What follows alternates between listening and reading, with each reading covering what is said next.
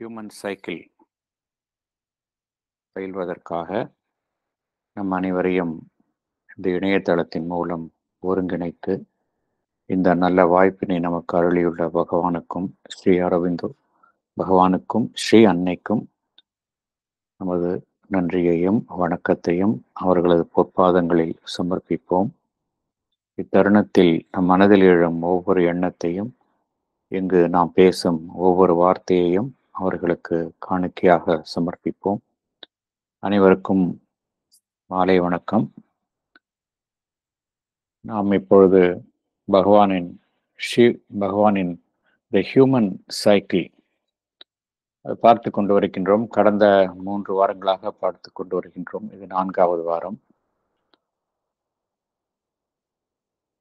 நாம் பார்த்து கொண்டிருப்பது chapter 1, the cycle of society என்கின்ற தலைப்புடைய அந்த சாப்டரை பார்த்து கொண்டு வருகின்றோம். இந்த சைக்கிள் ஆஃப் சொசைட்டில பேசிக்கலா பகவான் ஒரு அடிப்படை கருத்தின் மேல்தான் தன்னுடைய விளக்கங்களை தருகின்றார். அதை ஒரு அடிப்படையாக வைத்துக்கொண்டு பகவான் தன்னுடைய விளக்கத்தை தருகின்றார். மனித சமுதாயம்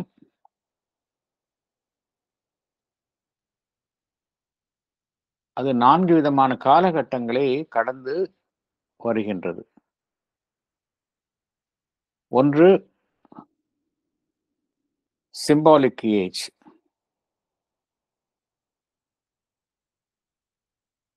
அதாவது சங்கேத அறிகுறிகளை அடிப்படையாக கொண்ட எல்லாமே அதை ஒட்டி அமைந்துள்ள சமுதாயம். இரண்டாவது த டைப்பல் ஆர் கன்வென்ஷனல் ஏஜ். டைப்பல் என்றால் ஒரு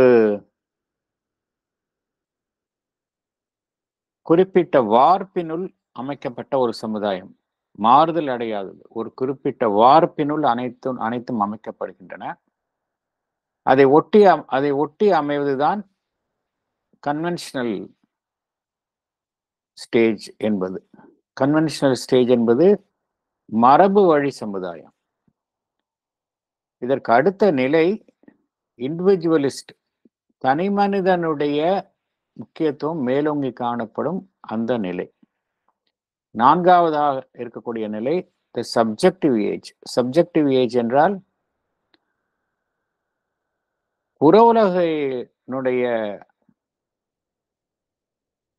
ஆளுமையிலிருந்து ஒரு மனிதனுடைய அகம் மேலோங்கி செயல்படுவது, அதுதான் சப்ஜெக்டிவ் ஏஜ்.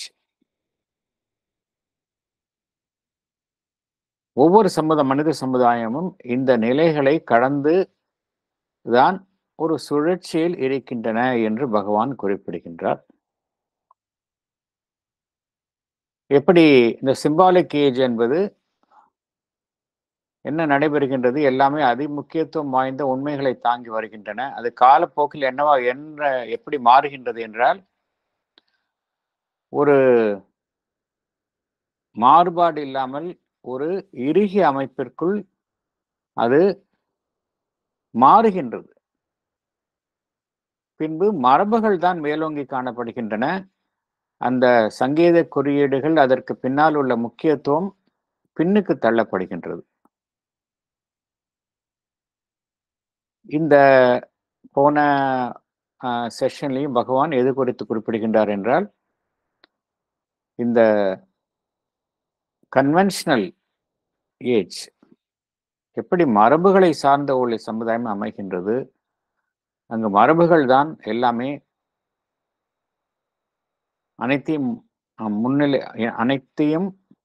அனைத்திற்கும் மேலாக எவை கருதப்படுகின்றன என்றால் அந்த மரபுகள். அதில் பகவான் எடுத்துக்காட்டாக நம்முடைய அந்த சொசைட்டி எப்படி அமைந்துள்ளது என்றால், நம்முடைய அந்த வேத காலத்துல the fourfold order of the society, Chaturvarna,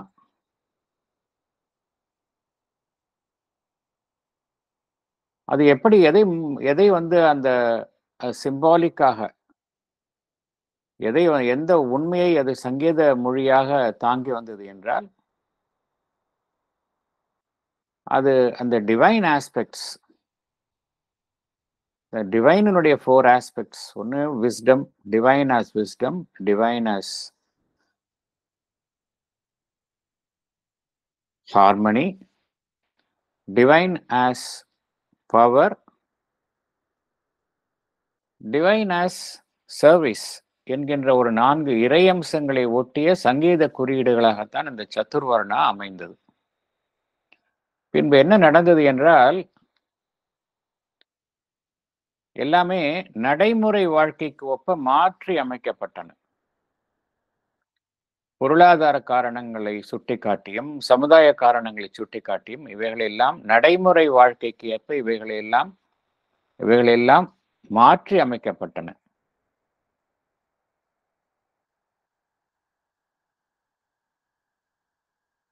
பகவான் என்ன கோருகின்றார்? இதனுடைய ஆரம்ப காலத்தில் எதற்கு முக்கியத்துவம் தரப்பட்டது என்றால், அந்த சிம்பாலிக் சிக்னிபிகன்ஸ். 4 அமைப்புகளும் ஒரு டிவைன் ஆஸ்பெக்ட்ஸ். ஏனென்றால் டிவைன், இந்த சொசைட்டி, இந்த சமுதாயம் என்பது, உலகம் என்பது பரம்பொருளினுடைய ஒரு வெளிப்பாடு, டிவைன் மேனிஃபெஸ்டேஷன். அந்த டிவைன் மேனிஃபெஸ்டேஷன் என்பது சமுதாயத்தின் மூலமாகத்தான் வெளிப்படுகின்றது. சமுதாயத்தின் மூலமாக வெளிப்படும் பொழுது அது எவ்வாறு தன்னை வெளிப்படுத்திக் கொள்கின்றது? ஒருபுறம் ஞானமாகவும், மறுபுறம் சக்தியாகவும், மற்றொரு புறம் அந்த செல்வமாகவும், மற்றொரு புறம் அந்த டிவைன் சர்வீஸ், சேவையின் மூலமாகவும் தான் அந்த டிவைன் பரம்பொருள் தன்னை வெளிப்படுத்திக் கொள்கின்றது. இதை வெளிப்படுத்துவதற்காக ஏற்படுத்தப்பட்டுள்ள சமுதாய அமைப்புகள் தான் இந்த 4 வர்ணங்கள். ஆனால் காலப்போக்கில் இவைகள் எல்லாம் மாறிவிட்டன என்று பகவான் குறிப்பிடுகின்றார்.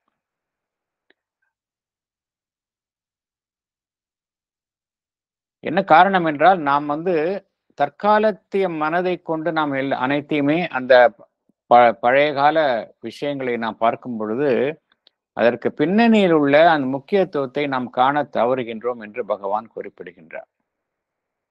ஏனென்றால் அந்த பண்டைய காலத்தில் அந்த ஞானிகள், ரிஷிகள் எல்லாமே பார்த்தோம் அப்படின்னா, அவர்கள் அனைத்திற்குமே முக்கியத்துவம் கொடுத்தார்கள்.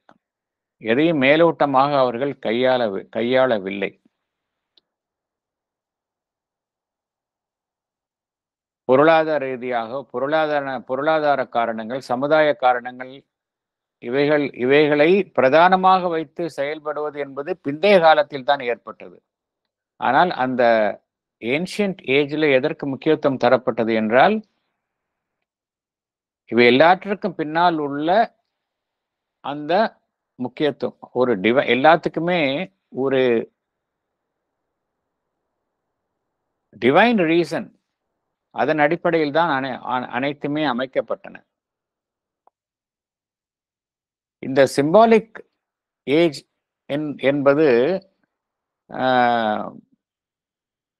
எதற்கு முக்கியத்துவம் வழங்கியது என்றால், அனைத்தையும் மதம் சார்ந்துள்ள அமைப்பு. அதாவது பகவான் என்ன கூறுகின்றார், எல்லாமே ஒரு பரிசுத்தமாகவும் ஒரு தூய்மையுடனும் அனைத்துமே கையாளப்பட்டன, அனைத்துமே பார்க்கப்பட்டன. எதுவும் மேலோட்டமாக கையாளப்படவில்லை. இருந்தாலும் ஒரு சுதந்திரம் அனைத்திற்கும் வழங்கப்பட்டது. ஒரு இறுகியத்தன்மை கொண்டதாக அந்த சிம்பாலிக் ஏஜ் அமையவில்லை.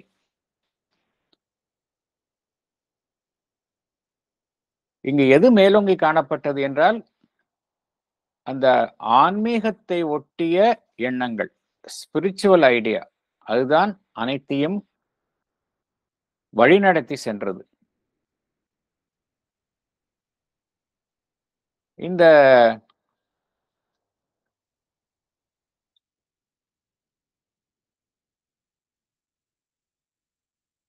இந்த காலகட்டத்தில் பகவான் என்ன கூறுகின்றார், அந்த ஒரு இறுகிய வார்ப்புத்தன்மையை கொண்ட ஒரு சமுதாய அமைப்பு உருவாகவில்லை என்று கூறுகின்றார். எதை ஒட்டி சமுதாய அமைப்பு அந்த ஆதி காலத்தில் அமைந்தது என்றால், ஒவ்வொருவருடைய அந்த அடிப்படை குணங்கள், குணாஸ், டெம்பரமெண்ட் அண்ட் சைக்கிக் டைப், அதை ஒட்டிதான் அமைந்தது. இந்த சமுதாய அல்லது பொருளாதார ரீதியான காரணங்கள் இவைகளுக்கு முக்கியத்துவம் தரப்படவில்லை. எதற்கு முக்கியத்துவம் தரப்பட்டது என்றால், ஒவ்வொருவருடைய அந்த டெம்பரமெண்ட் அண்ட் சைக்கிக் டைப், அதற்கு ஒப்பதான் அவர்களுடைய பணி நிர்ணயிக்கப்பட்டது.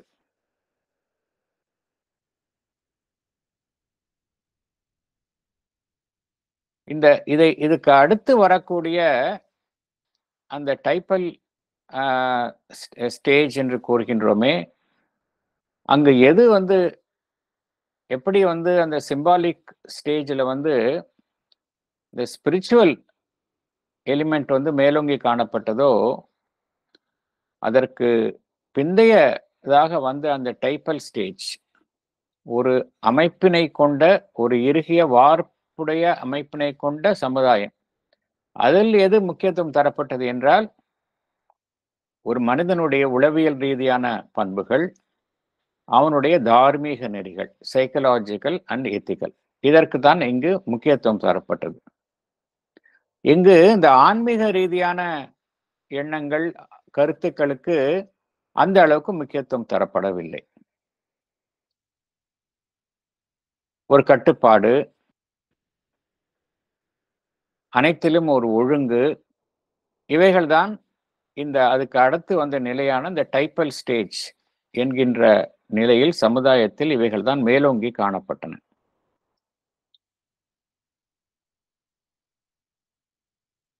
இந்த டைப்பல் ஸ்டேஜ் ஏஜ் என்பது, இதில் எத்தகைய அம்சங்கள் இந்த நிலையில் தோன்றின என்றால், சமுதாய ரீதியான ஒரு உயர் நோக்கங்கள், கிரேட் சோஷியல் ஐடியல்ஸ், இவைகள் தோன்றின, இந்த காலகட்டத்தில் தோன்றின. இவைகள் மனித மனங்களில் வேரூன்றி பதிந்தன. எவ்வாறு என்றால், அதாவது த கிரேட் சோஷியல் ஐடியல்ஸ், ஒரு மனிதன் இப்படித்தான் இருக்கணும், அவனுக்கு இத்தகைய குணங்கள் வேண்டும் என்றெல்லாம் கூறுகின்றோம். இதெல்லாம் கிரேட் சோஷியல் ஐடியல்ஸ், லட்சியங்கள், இதெல்லாம் மனித மனதில் வேரூன்றி பதிந்தன. இந்த ஐடியல்ஸ் என்பது ஈவன் அந்த சமுதாயம் இந்த நிலையை கடந்த பின்பும் இது மனித மனங்களை விட்டு அகலவில்லை. இதில் என்ன நடைபெற்றது என்று பகவான் கூறுகின்றார் என்றால்,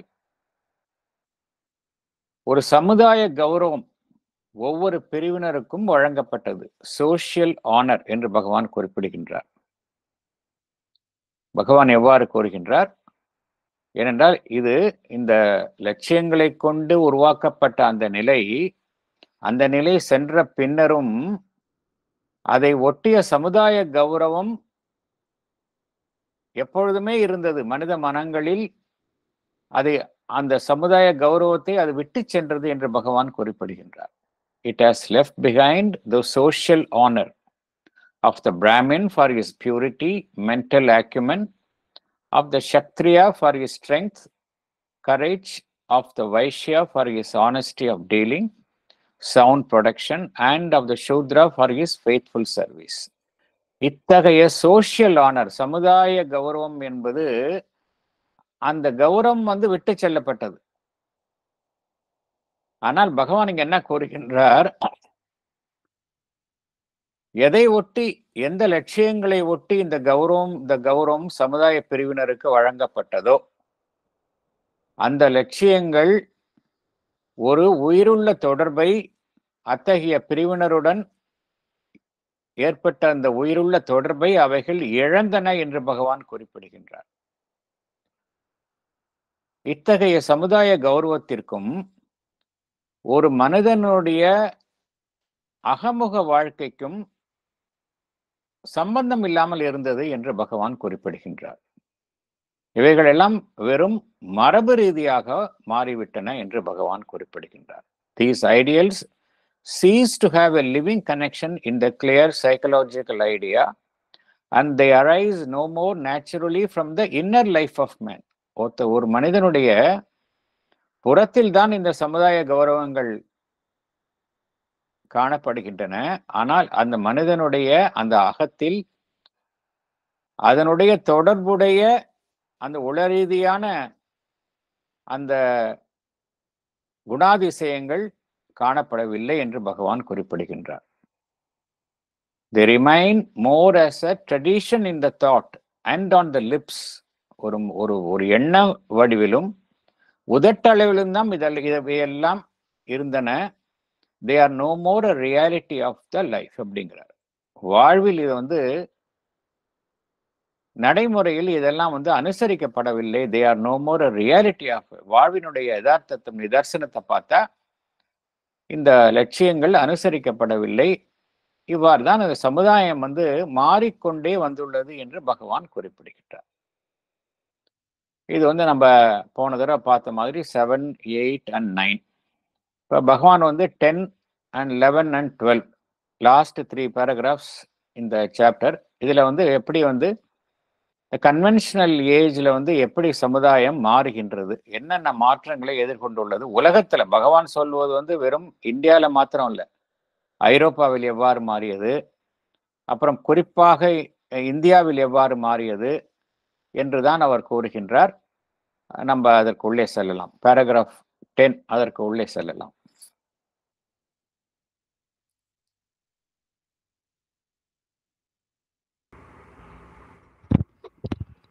The Human Cycle,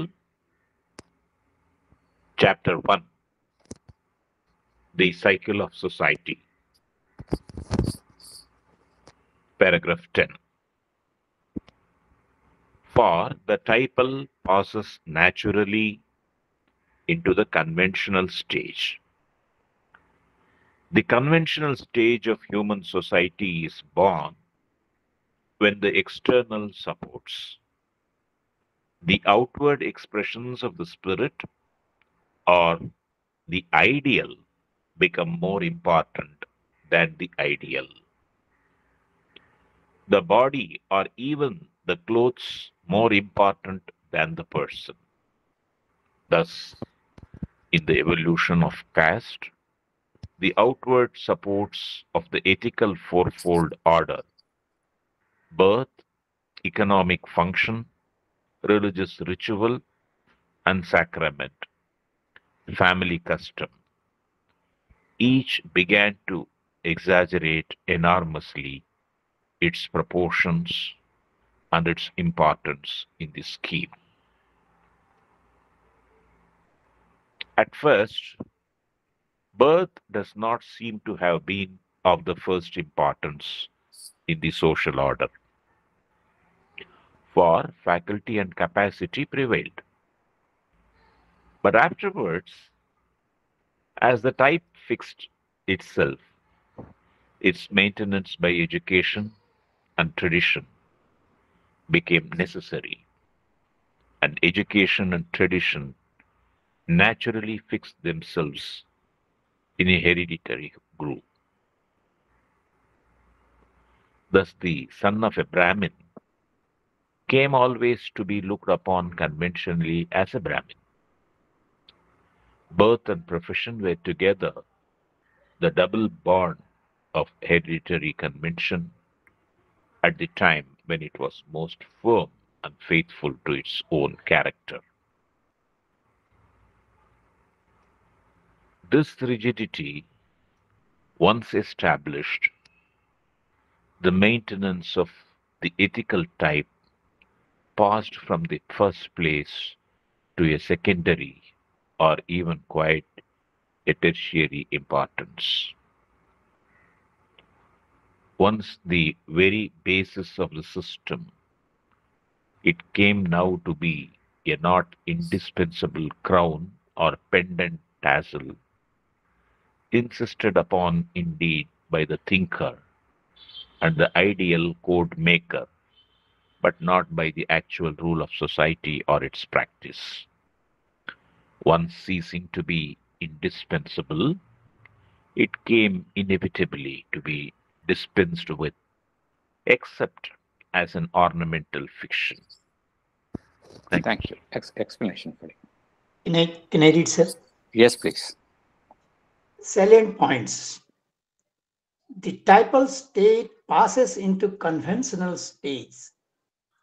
In the conventional states, the outward expressions of the ideal became more important than the ideal itself. In the caste system, each of the outward supports like birth, economic function, religious ritual, and sacrament, family custom began to exaggerate greatly in proportion and in importance. At first, birth was not given the first importance. Faculty and capacity were the deciding criteria. Afterwards, when the type, that is, say, a particular caste got fixed, its maintenance by education and tradition became necessary. They eventually became hereditary. Birth and profession together became the double bond of the hereditary convention. The son of a Brahmin came always to be looked upon conventionally as Brahmin. Once this convention was rigidly established, maintenance of the ethical type corresponding to the caste was pushed from first place and became the least important. Ethical characteristics, that is Swadharma, of each caste, which was the very basis of the system, became no more a requirement. It became only ornamental. It remained only as a code, but not practiced in the society. Finally, it came to be dispensed with. Thank you, sir. Thank you. எப்படி இந்த society வந்து நம்மளோட Indian கான்டெக்ட்ல பகவான் இதை ஒரு உதாரணமாக எடுத்துக்கொண்டு கூறுகின்றார். எப்படி வந்து அந்த சிம்பாலிக் ஸ்டேஜ்ல வந்து எல்லாத்துக்கும் முக்கியத்துவம், சிக்னிஃபிகன்ஸை இழக்காம எல்லாமே அனுசரிக்கப்பட்டது. அதுக்கு அடுத்து வர்ற ஸ்டேஜ்ல, கன்வென்ஷனல் ஸ்டேஜ்ல என்ன ஆயிடுது அப்படின்னா, மரபுகள் தான் ரொம்ப முக்கியத்துவம், அதற்குத்தான் முக்கியத்துவம் வழங்கப்படுகின்றது. அதற்கு பின்னால் உள்ள சிக்னிஃபிகன்ஸ் வாஸ் கம்ப்ளீட்லி லாஸ்ட் அப்படிங்கிற. இங்க வந்து எது முக்கியத்துவம் தரப்படுகின்றது? இந்த external supports, external supports, outward expressions of the spirit அப்படிங்கிறார் ஒரு ஐடியல். இதுதான் வந்து ரொம்ப முக்கியத்துவம். அந்த ஐடியலை விட லட்சியங்களை விட அந்த லட்சியங்களுக்கு உறுதுணையாக இருக்கும் அந்த புற வெளிப்பாடுகள், புற உபகரணங்கள், அதற்குத்தான் முக்கியத்துவம் தரப்பட்டது அப்படிங்கிறார். ஒரு ஒரு மனிதனை விட அவனுடைய ஆடைகளுக்கு எப்படி முக்கியத்துவம் தரப்பட்டதோ அதே போல லட்சியங்களை விட அந்த லட்சியங்களுக்கு ஒட்டி இருக்கும் புற அமைப்புகளுக்கு முக்கியத்துவம் தரப்பட்டன என்று பகவான் குறிப்பிடுகின்றார். அதனால்தான் நம்மளுடைய இந்தியன் கான்டெக்ட்ல பகவான் எவ்வாறு கூறுகின்றார், இந்த சதுர்வர்ணா ஃபோர்ஃபோல்ட் ஆர்டர்ல எவைகளுக்கு முக்கியத்துவம் தரப்பட்டது? ஒருவருடைய பிறப்பு, பர்த், அவருடைய எக்கனாமிக் ஃபங்க்ஷன், அவர் சமுதாயத்தில் என்ன வேலை செய்கின்றார், அதே போல ரிலீஜியஸ் ரிச்சுவல் அண்ட் சேக்ரமெண்ட், மத ரீதியான அந்த சடங்குகள் எப்படி அனுசரிப்பது, அவருடைய குடும்ப வழியில் என்ன மரபு அனுசரிக்கப்படுகின்றது, ஃபேமிலி கஸ்டம், இதெல்லாம் வந்து பகவான் என்ன கூறுகின்றார், இவைகள் எல்லாம் வந்து தேவைக்கு அதிகமாக மிகைப்படுத்தப்பட்டன அப்படிங்கிறார். Each began to exaggerate enormously its proportions and its importance in the scheme அப்படிங்கிறார். பகவான் என்ன கூறுகின்றார், ஆரம்பத்துல வந்து பிறப்பு என்பது ஒரு டிசைடிங் கிரைட்டீரியனா இல்லை அப்படிங்கிறார். இந்த சோஷியல் ஆர்டர்ல birth does not seem to have been that first importance இந்த சோஷியல் ஆர்டர் அப்படிங்கிறார். அப்போ எதற்கு முக்கியத்துவம் தரப்பட்டது என்றால், ஒருவருடைய அந்த ஃபேக்கல்டி அண்ட் கெப்பாசிட்டி, அவருடைய திறன், அவருக்கு அந்த இதை செய்யறதுக்கு கெப்பாசிட்டி இருக்கின்றதா, அதுக்குத்தான் முக்கியத்துவம் தரப்பட்டது. பிறப்பிற்கு முக்கியத்துவம் தரப்படவில்லை அப்படிங்கிறார். பிற்பாடு ஒரு ஒரு ஒரு அமைப்புல அது வலுவாக அது தன்னை பொருத்தி கொள்கின்றது. வலுவாக இந்த பிரிவு என்பது, சமுதாய பிரிவு என்பது வலுவாக தன்னை ஒரு அமைப்பினுள் பொருத்தி கொள்கின்றது. பொருத்தி கொண்டவுடன் அது தன்னை அந்த நிலையில் இருத்திக் கொள்வதற்காக அது ஒட்டிய கல்வி, அது ஒட்டிய பாரம்பரியம், இவைகளை அது அனுசரிக்கின்றது. Education and tradition. ஏனென்றால் அந்த நிலையில் அது இருக்க வேண்டும் என்றால் அதற்குரிய கல்வி, அதற்கு உரிய பாரம்பரியம், இவைகளை அனுசரிக்கின்றது. இந்த கல்வியும் அதை ஒட்டி உள்ள பாரம்பரியமும் எவ்வாறு மாறுகின்றன என்றால், they naturally fix themselves in a hereditary group. அவருடைய பிறப்பு வம்சாவளியை ஒட்டி அவைகள் தங்களை வலுவாக நிறுத்தி கொண்டன அப்படிங்கிறார். அதுலதான் ஒரு அந்த அந்த அந்த அந்த சதுர்வர்ணா அந்த சிஸ்டம்ல ஒருவர் எந்த வகுப்பில் இருக்கின்றாரோ அவருடைய வம்சாவளியினர், மகனோ மகளோ எவ்வாறு கருதப்படுகின்றார் என்றால் அந்த குறிப்பிட்ட பிரிவினரை சேர்ந்தவராக கருதப்படுகின்றார். எல்லாமே இன்ஸ்டெட் ஆஃப் பீயிங் அந்த ஃபேக்கல்டி, அவருடைய திறமைக்கு பதிலாக த பர்த் பிகேம் இங்க அதுக்கு முக்கியத்துவம் வழங்கப்பட்டது. Incidentally it became a hereditary. The caste became the hereditary phenomenon என்று பகவான் குறிப்பிடுகின்றார். ஆகையினால இங்க அந்த ஒருவருடைய பிறப்பும் சரி, அவர் செய்யக்கூடிய தொழிலும் சரி, அது என்ன செய்கின்றது, அவருடைய அந்த பிறப்புரிமை ஒட்டிய அந்த மரபில் அவரை வலுவாக இணைத்துக் கொள்கின்றது. இவை இரண்டுமே இணைத்துக் கொள்கின்றன. இது ஒரு ரிஜிடா ஆயிடுச்சு அப்படிங்கிறார். இந்த rigidity, it became rigid. Once இந்த ரிஜிடிட்டி, இந்த இறுகிய தன்மை அமைந்தவுடன் என்ன நடைபெறுகின்றது, ஆரம்ப காலத்தில் இவையெல்லாம் எதை ஒட்டி அமைக்கப்பட்டன என்றால் அது எத்திக்கல் டைப். ஒவ்வொருவருக்கும் ஒரு தர்மம், அந்த சொதர்மா, அதன் அடிப்படையில் தான் அவருடைய செய்யக்கூடிய வேலை என்பது அமைக்கப்பட்டது. ஆனால் ஒன்ஸ் அந்த மரபு வழியாக இவைகளெல்லாம் ஒரு மாறாத நிலையில் தங்களை வலுவாக நிறுத்தி கொண்டவுடன் எது பின்னுக்கு தள்ளப்பட்டது என்றால் அந்த எத்திக்கல் டைப். அது பின்னுக்கு தள்ளப்பட்டது. Ethical type pass from the first place to the secondary or even quite a tertiary importance அப்படிங்கிறார். அதுதான் இந்த என்டையர் சிஸ்டத்துக்கும் அடிப்படை. எது இந்த ஒட்டுமொத்த அமைப்பிற்கும் அடிப்படையாக இருந்ததோ அது எவ்வாறு பிற்காலத்தில் கருதப்பட்டது என்றால் அது அவசியம் இல்லை என்ற அளவுக்கு அது கருதப்பட்டது. பகவான் ரொம்ப பியூட்டிஃபுல்லாக இதை ரொம்ப டிஸ்கிரைப் பண்றார். With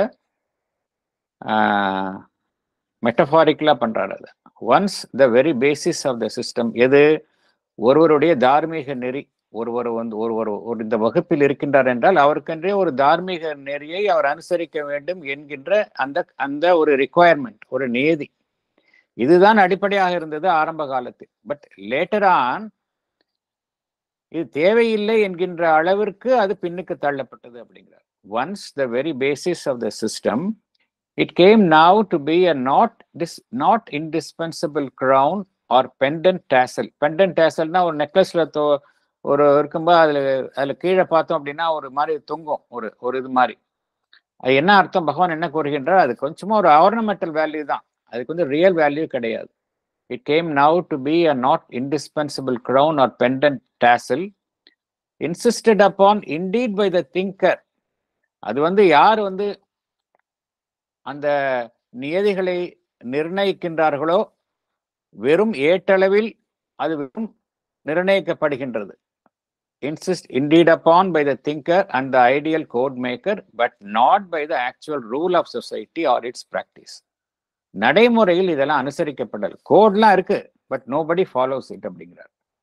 Once ceasing to be indispensable, it came inevitably to be dispensed with except as an ornamental fiction.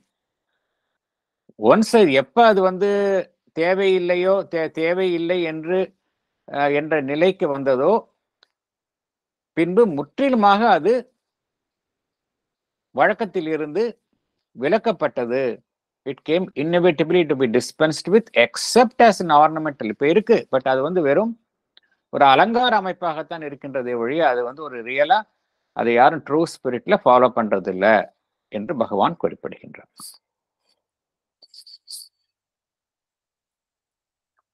அடுத்தது போகலாம். Finally, even the economic basis began to disintegrate. Birth, family custom and remnants, deformations, new accretions of meaningless and fanciful religious sign and ritual, the very scarecrow and caricature of the old profound symbolism became the riveting links of the system of caste in the iron age of old society.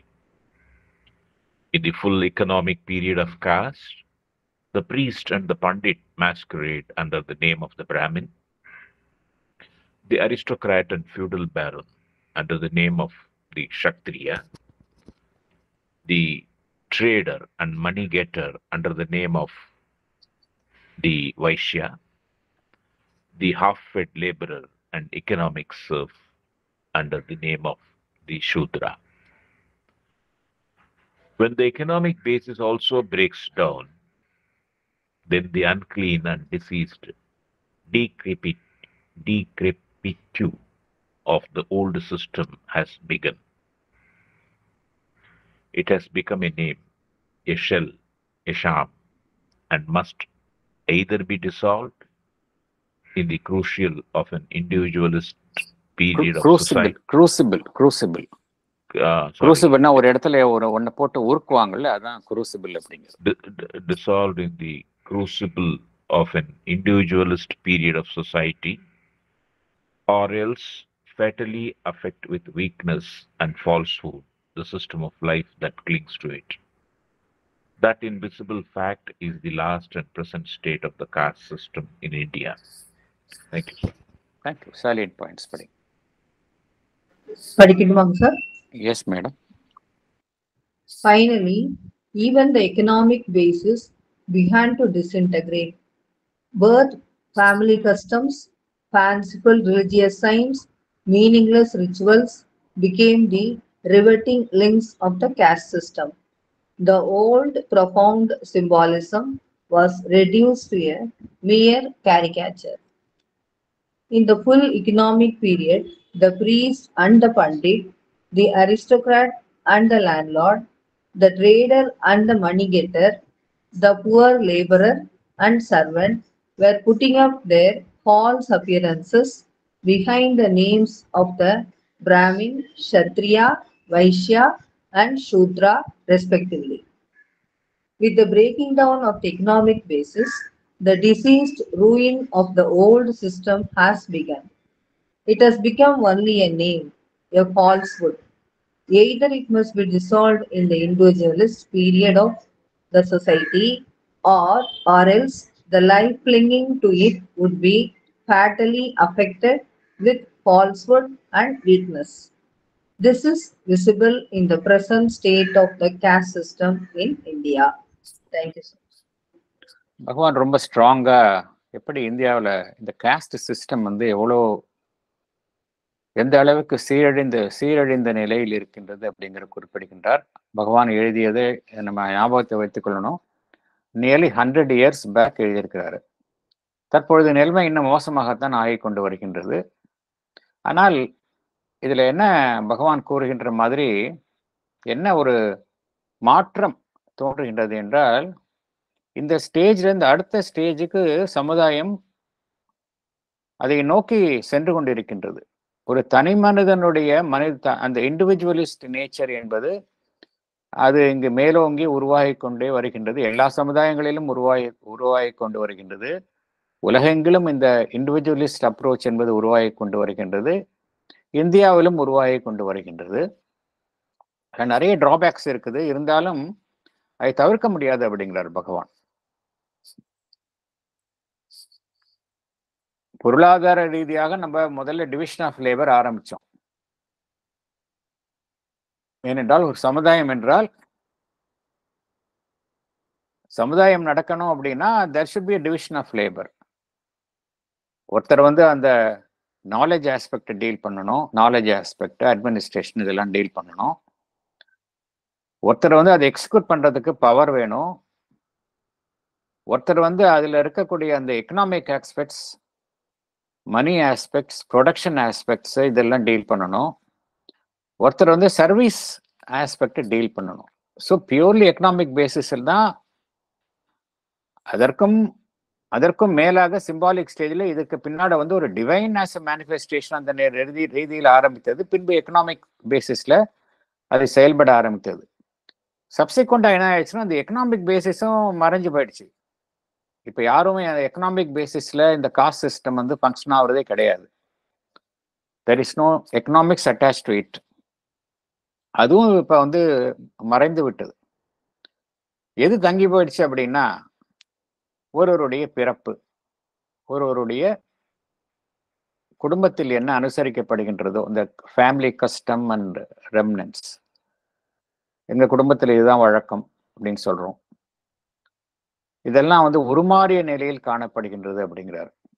அதே போல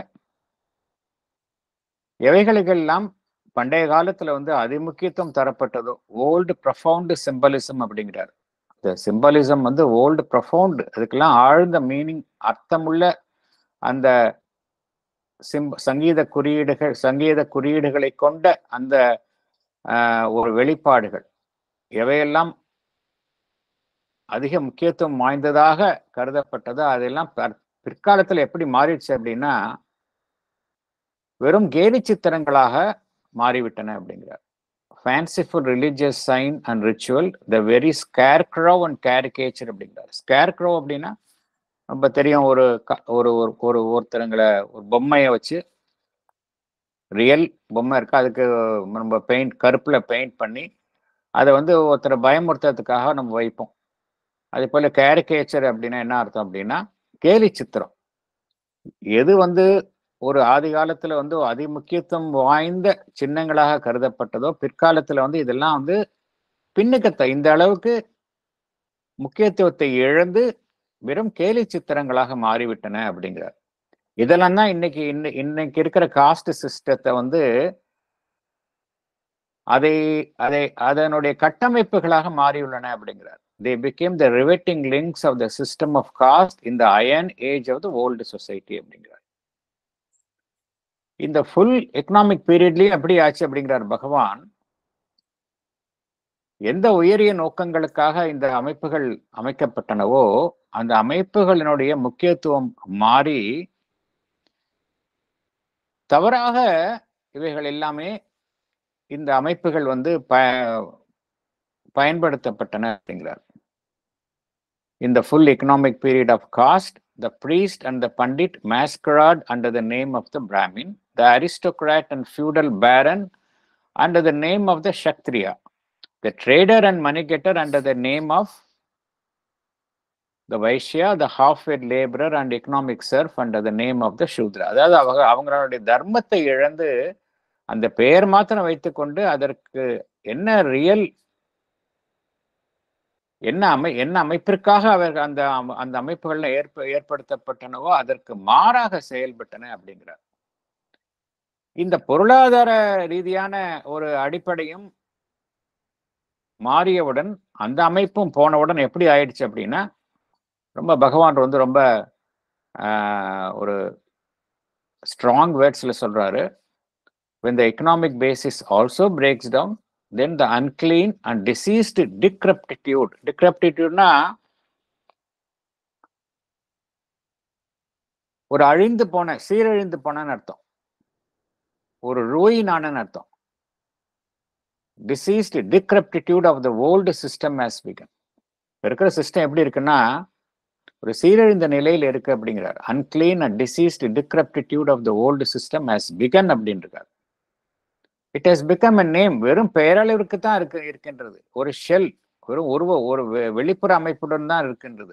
ஷாம் அப்படின்னா பொய்மை, ஏமாற்று வேலை. இது இந்த சிஸ்டத்தை பகவான் என்ன கூறுகின்றார்? Must either be dissolved in the crucible of an individualistic period. க்ரூசிபிள்னா ஒன்றைய நம்ம ஒரு இதை போட்டு ஒரு உலோகத்தை உருக்கிறதுக்கு ஏற்படுத்தக்கூடிய பாத்திரம். அத்தகைய நிலையில நம்ம இந்த இண்டிவிஜுவலிஸ்ட் இதுலேருந்து அடுத்து மாறுதல்களை கொண்டு வரக்கூடிய அந்த தனி மனிதனை சார்ந்துள்ள அந்த அமைப்பிலே இவைகளை எல்லாம் கரைக்கப்பட வேண்டும் அப்படிங்கிறார். I must either be dissolved in the crucible of an individualist period of society. அப்படி இல்லைன்னா என்ன ஆகும் அப்படிங்கிறார் பகவான். fatally affect with weakness and falsehood the system of life that clings to it அப்படிங்கிறார்.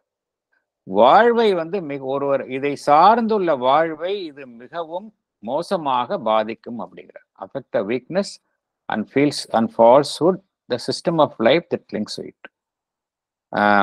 இப்ப நம்மளே பார்க்கணும், பேப்பர்ல படிக்கிறோம், ஜாதி கலவரங்கள் பார்க்கிறோம், ஜாதியின் பேரில் கொலைகள் செய்யப்படுவதை பார்க்கிறோம். இது எல்லாமே பார்த்தோம்னா பகவான் சொல்லக்கூடிய இந்த காரணங்களால தான் ஏற்படுகின்றது.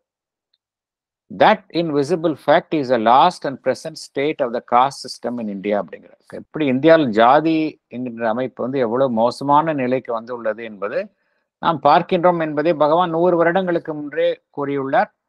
இப்ப இன்னும் மோசமாகத்தான் இருக்கின்றது. பட் ஸ்டில் அதிலிருந்து மாறுதல்கள் தோன்றிக்கொண்டே. பகவான் எப்பொழுதுமே நெகட்டிவா ஒரு விஷயத்த பேச மாட்டாரு. சொசைட்டி எப்பொழுதுமே இந்த நிலையிலிருந்து அடுத்த நிலைக்கு எவ்வாறு செல்கின்றது என்பதை விளக்குகின்றார். அடுத்தது போகலாம். Paragraph 11.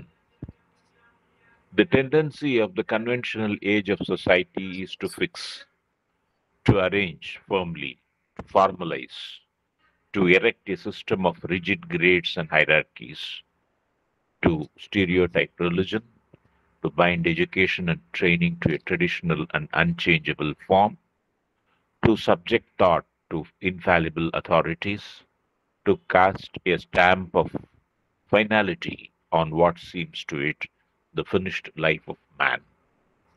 The conventional period of society has its golden age, when the spirit and thought that inspired its forms are confined, but yet living, not yet altogether walled in, not yet stifled to death and petrified by the growing hardness of the structure in which they are cased. That golden age is often very beautiful and attractive to the distant view of posterity by its precise order, symmetry, fine social architecture, the admirable subordination of its parts to a general and noble plan.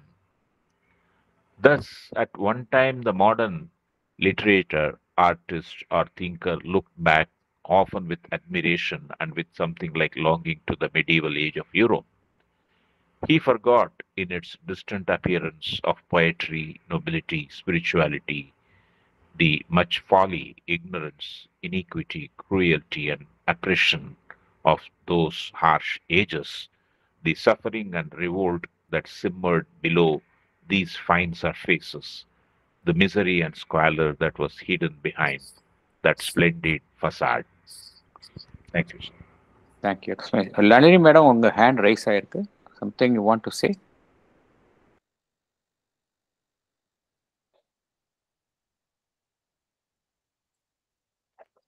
படிக்கிறப்பா sir? படிங்க. Okay. Salient point. The conventional age was marked by erection of a system of rigid grades and hierarchies, stereotype religion, education bound to traditional and fixed form, subjection of thought to authority, casting of man's life in a fixed framework. The conventional period too has its golden age, when the living spirit and thought inspired its forms, not yet stifled to death by the rigidity of the structure.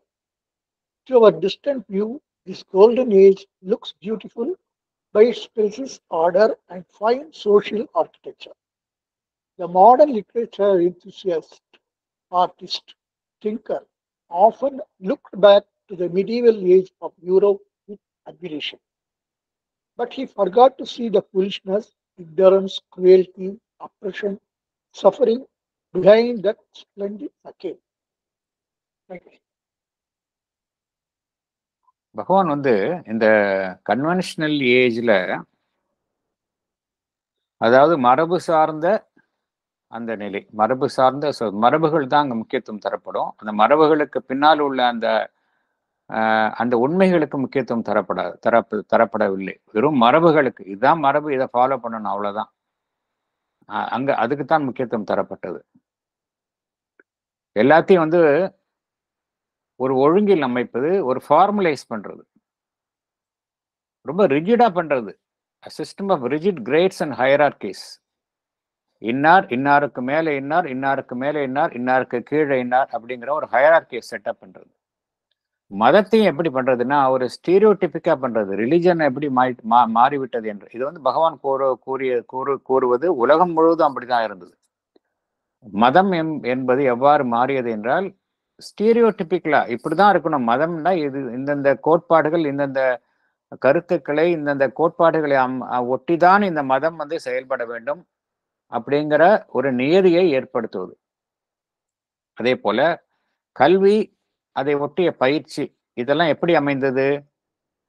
எல்லாமே இந்த பாரம்பரியத்தை ஒட்டி தான். பாரம்பரியத்தை ஒட்டி மாறுதல்களை அடையா வண்ணம், ட்ரெடிஷ்னல் அண்ட் அன்சேஞ்சபிள் ஃபார்ம், மாறுதலே இருக்காது, ஃபிக்ஸ்டா இருக்கும், அவ்வளவுதான்.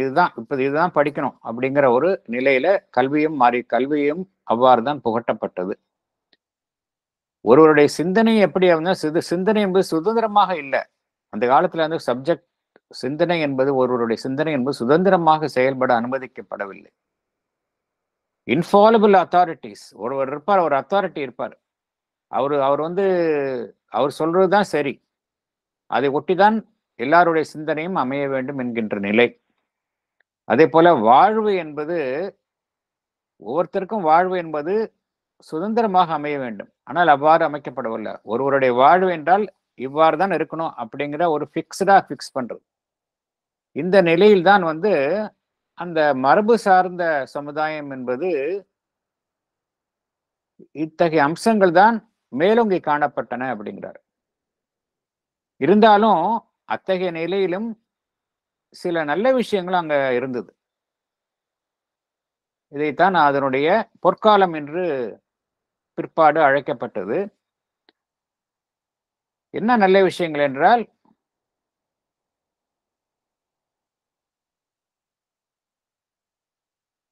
இந்த வடிவங்கள், தோற்றங்கள் எதை ஒட்டி அமைக்கப்பட்டன என்றால், அதை ஒட்டிய எண்ணங்கள், அதை ஒட்டிய அந்த ஸ்பிரிட் அண்ட் தாட் எந்த ரீதியில், எந்த எண்ணத்தின் அடிப்படையில் இந்த வடிவங்கள் எல்லாம் அமைக்கப்பட்டனவோ, அவைகளெல்லாம் என்னதான் ஒரு கட்டமைப்பிற்குள் வரையறுக்கப்பட்டுள்ள நிலையில் அமைக்கப்பட்டாலும், இருந்தாலும் அவைகள் வந்து ஒரு உயிர் துடிப்புடன் அமைந்தன. அவைகள் எல்லாம் ஒரு மறைந்து போகக்கூடிய அளவிலோ அல்ல அழிந்து போகக்கூடிய நிலையிலோ அந்த அளவுக்கு இறுகிய நிலையில் அமைக்கப்படவில்லை. இவைகள் எல்லாம் வந்து ஒரு உயிர் துடைப்புடன் அமைந்தன அப்படிங்கிறார். இதுக்கு உதாரணம் பார்த்தோம் அப்படின்னா, இந்த மிடியவல் ஏஜ் என்று பகவான் குறிப்பிடுவது அந்த 450 AD, அதுல இருந்து கிட்டத்தட்ட 1400 1500 AD வரைக்கும். இதுதான் பகவான் மிடியவல் ஏஜ் அப்படிங்கிறார். அந்த காலத்துல வந்து அந்த மிடியவல் ஏஜினுடைய குறைகளையும் பார்த்தோம். குறைகள் என்னன்னா, எல்லாமே வந்து ஒரே அத்தாரிட்டியில தான், எல்லாமே அத்தாரிட்டேரியனா இருக்கும். அது மதத்தின் பெயரால இருக்கலாம், வெவ்வேறு அமைப்புகளின் பெயரால் அத்தாரிட்டேரியனா இருக்கும். சுதந்திரம் என்பது ஒரு வரையறைக்குட்பட்டு தான் செயல்பட முடிந்தது. இருந்தாலும் அக்காலத்தில் தோன்றிய அமைப்புகள், அது ஆர்ட் ஃபார்ம்ஸா இருந்தாலும் சரி, கட்டடக்கலைகள், ஆர்கிடெக்சர், பெயிண்டிங், இதெல்லாம் வந்து இன்னும் பார்க்க போனா நம்ம எஸ்பெஷலி யூரோப்ல, பகவான் யூரோப்பியன் கான்டெக்ட்ல தான் சொல்றார். அந்த கட்டடக்கலை, ஆர்ட் ஃபார்ம்ஸ், மியூசிக், இதெல்லாம் பார்த்தோம் அப்படின்னா ஒரு உயிர் துடிப்புடன் அமைந்தது. இன்னும் அழிந்து போகவில்லை, அதற்கெல்லாம் ஒரு உயிர் துடிப்புடன் இருந்தன அப்படிங்கிறார். என்னதான் இறுகிய நிலைக்குள் இருந்தாலும் அவைகள் எல்லாம் அழிந்து போகவில்லை அப்படிங்கிறார். இதைத்தான் கோல்டன் ஏஜ், பொற்காலம் என்று குறிப்பிடுகின்றார். அது வந்து நம்மளுக்கு பொற்காலமாக எவ்வாறு காணப்படுகின்றது என்றால், பின்னோக்கி நாம் பார்க்கும் பொழுது மிகவும் அழகாகவும் கவர்ச்சியுடனும் நம்முடைய தொலைதூரத்தில் பார்க்கும் நம்முடைய பார்வைக்கு அவ்வாறு தெரிகின்றது என்று பகவான் குறிப்பிடுகின்றார். அதாவது பிற்காலத்திய வம்சாவளியினர் இதை பின்னோக்கி பார்க்கையில் அவ்வாறு தெரிகின்றது அப்படிங்கிறார். அதனுடைய ஒரு ஒழுங்கான அமைப்பு, எல்லாமே முறையாக அமைந்திருத்தல், அதனுடைய சமுதாய கட்டமைப்பு, ஒரு ஒரு உன்னதமான திட்டத்திற்கு உட்பட்டு அனைத்துமே அமைக்கப்படல், இதெல்லாம் பார்க்கும் பொழுது அந்த காலகட்டம் ஒரு பொற்காலமாக பிற்காலத்திய சந்ததியினருக்கு காணப்பட்டது அப்படிங்கிறார். இதை வந்து ஒரு தற்காலத்திய ஒரு மாடர்ன் லிட்ரேச்சர் அப்படிங்கிறார். அந்த மாடர்ன் இலக்கியவாதி, தற்காலத்திய இலக்கியவாதிகள், கலையில் ஆர்வம் உள்ளவர், சிந்தனையாளர்கள் வந்து இந்த காலத்தை வந்து எப்படி பார்க்கின்றனர் என்றால், ஒரு மிகவும் they look back with admiration, ஒரு பாராட்டுதலுக்கு உரிய ஒரு காலமாகத்தான் இவர்கள் பார்க்கின்றார்கள். அது வந்து ஒரு மெடியவல் ஏஜ் ஆஃப் யூரோப்பை வந்து எப்படி பார்க்கின்றார்கள் என்றால், அது வந்து ஒரு நல்ல ஒரு உன்னதமான காலம் என்று இவர்கள் எல்லாம் பார்க்கின்றார்கள். ஆனால் இவர்கள் எதை கவனத்தில் எடுத்துக்கொள்ள தவறுகின்றார்கள் என்றால், இந்த அப்பியரன்ஸுக்கு பின்னாடி அந்த ஒரு கவித்துவமாக இருக்கட்டும், அந்த பிரபுத்துவமாக இருக்கட்டும், அந்த ஆன்மீகமாக இருக்கட்டும், இதெல்லாம் வந்து தோற்றத்தில் அவ்வாறு இருந்தனவே ஒழிய அதற்கு பின்னால வந்து ஒரு முட்டாள்தனம், ஒரு அறியாமை, ஒரு சமமின்மை, இன்ஈக்விட்டி, ஒரு கொடூரம், குரூவல்டி, அப்ரெஷன், அனைத்தையுமே சமுதாயத்தில் அடக்கி ஒடுக்குதல், இதெல்லாம் அந்த காலத்தில் இருந்தன. துன்பம் இருந்தது. இதெல்லாம் வந்து மேற்புறத்தில் காண தவறுகின்றோம் அப்படிங்கிறார். இவையும் அந்த காலத்தில் இருந்தது அப்படிங்கிறார். என்ன காரணம் அப்படின்னா, நம்ம யூரோப்ல பார்த்தோம் அப்படின்னா, எஸ்பெஷலி இந்த பீரியட்ல வந்து நிறைய போராட்டங்கள் ஏற்பட்டன. மதத்திலேயே பார்த்தோம் அப்படின்னா பல்வேறு மத பிரிவினருக்கு இடையே போராட்டங்கள் ஏற்பட்டன. கிறிஸ்டியன் ரிலிஜன்ல அந்த டிஃபரண்ட் செக்ஸ், அதற்குள்ளேயே போராட்டங்கள் ஏற்பட்டன. ஜெர்மனியில பார்த்தோம் அப்படின்னா இந்த மத ரீதியான உட்பிரிவினர்களுக்கு இடையே ஏற்பட்ட போராட்டங்களில் நிறைய பேர் மாண்டனர். அதுல பார்த்தா என்ன கூறுகின்றார்கள் என்றால், முதலாம் உலக போரில் மாண்ட மனிதர்களினுடைய எண்ணிக்கையை விட இந்த மத ரீதியான சண்டைகளில் உயிரை எழுந்தவர்கள் ஜெர்மனியில் அதிகம் என்று கூறப்படுகின்றது. ஆகையினால இந்த மீடியவல் பீரியட் அப்படிங்கிறது மேலோட்டமா பார்ப்பதற்கு அந்த இதில் இருக்கக்கூடிய அந்த ஆர்ட் ஃபார்ம்ஸ், கட்டிடக்கலை எல்லாம் வந்து ரொம்ப கவர்ச்சியா இருந்தாலும் அது பின்னாடி வந்து இவ்வளவு விஷயங்கள் நெகட்டிவ் ஆஸ்பெக்ட்ஸ் இருக்கு அப்படிங்கிறார். ஏன்னா இந்த கன்வென்ஷனல் டைப்ல வந்து எல்லாமே வந்து ரிஜிடா இருக்கும், அதை தாண்டி அவங்க அலோவ் பண்ண மாட்டாங்க. ஏன்னா பகவான் வந்து ரொம்ப இன்டெப்த் நாலேஜ் தான் சொல்றாரு. அவருக்கு வந்து எல்லா உலகத்தினுடைய எல்லா விஷயங்களினுடைய இன்டெப்த் நாலேஜ் வச்சு பகவான் கூறுகின்றார். அடுத்தது போகலாம்.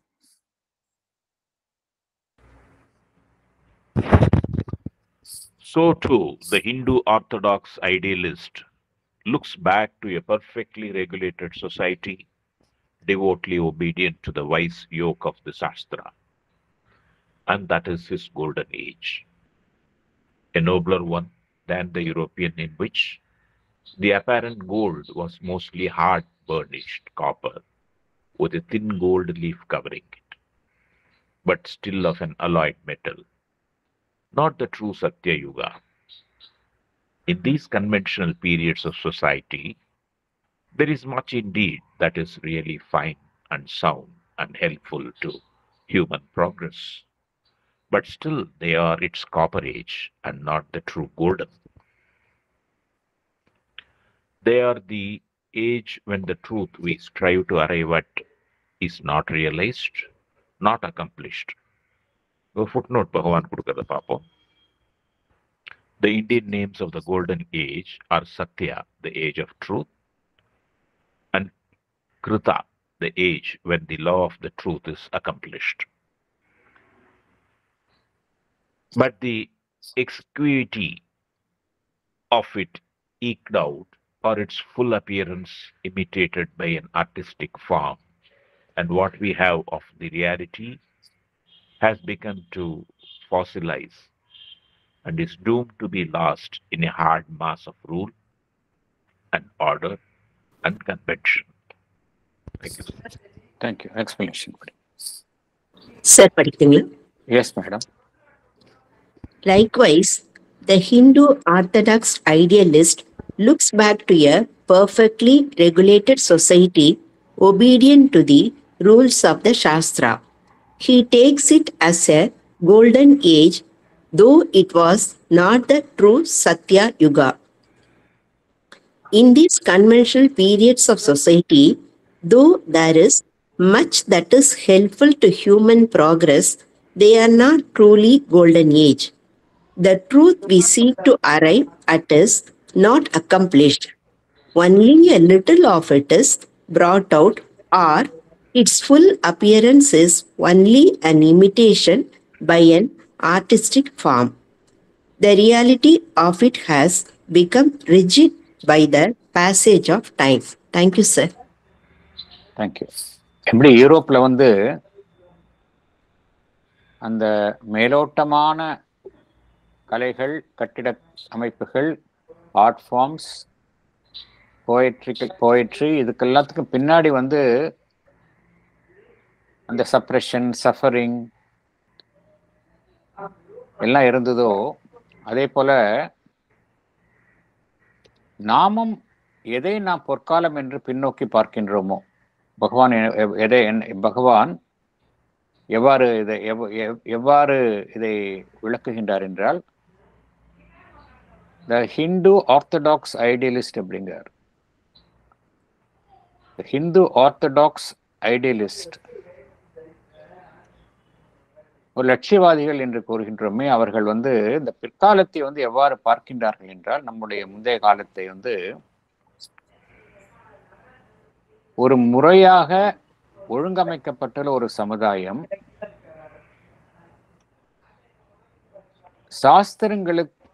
சாஸ்திர விதிகளிலிருந்து சற்றும் வழுவாமல் செயல்பட்ட ஒரு சமுதாயம்.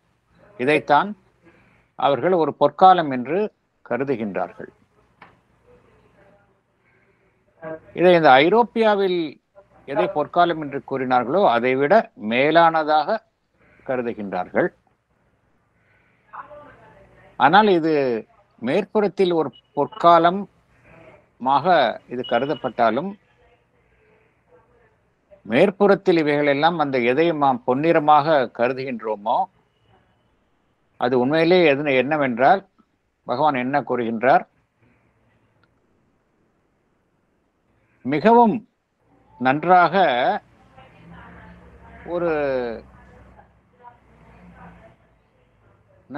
ஒரு முலாம் பூசப்பட்டுள்ள ஒரு தாமிர பாத்திரம் எவ்வாறு இருக்கின்றதோ அவ்வாறுதான் எதை நாம் தங்கம் என்று கருதுகின்றோமோ அவ்வாறுதான் அந்த பொற்காலமும் இருக்கின்றது என்று பகவான் குறிப்பிடுகின்றார்.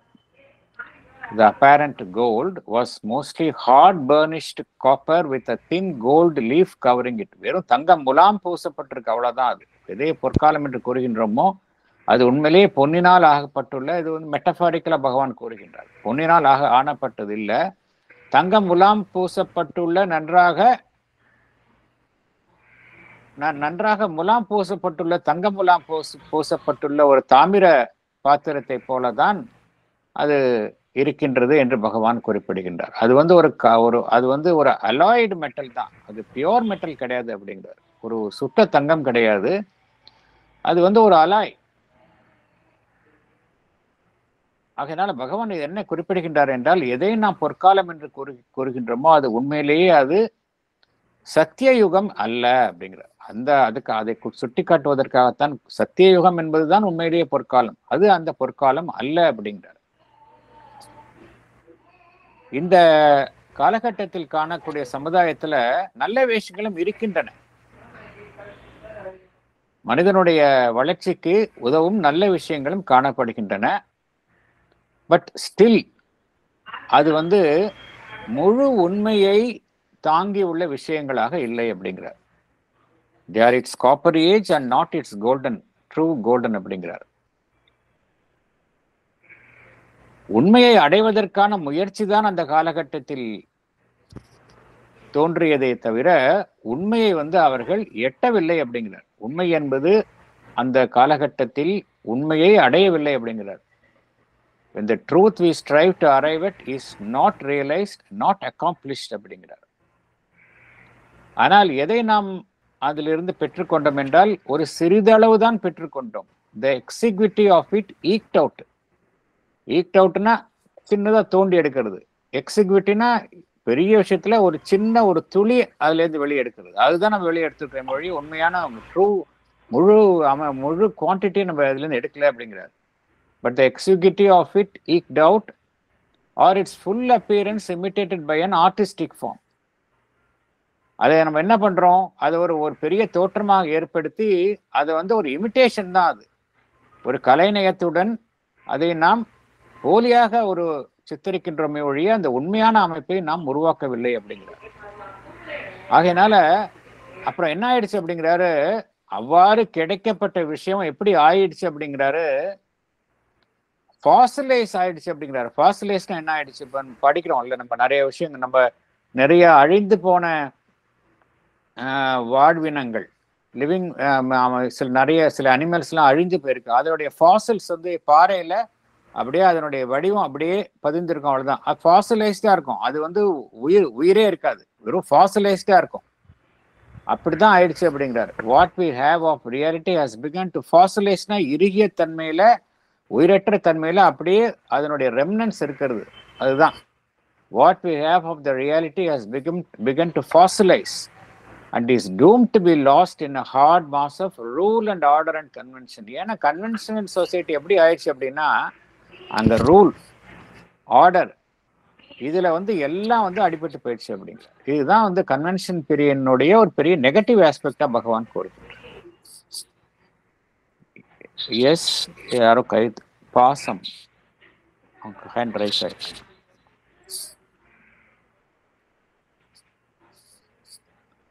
அடுத்தது போகலாம்.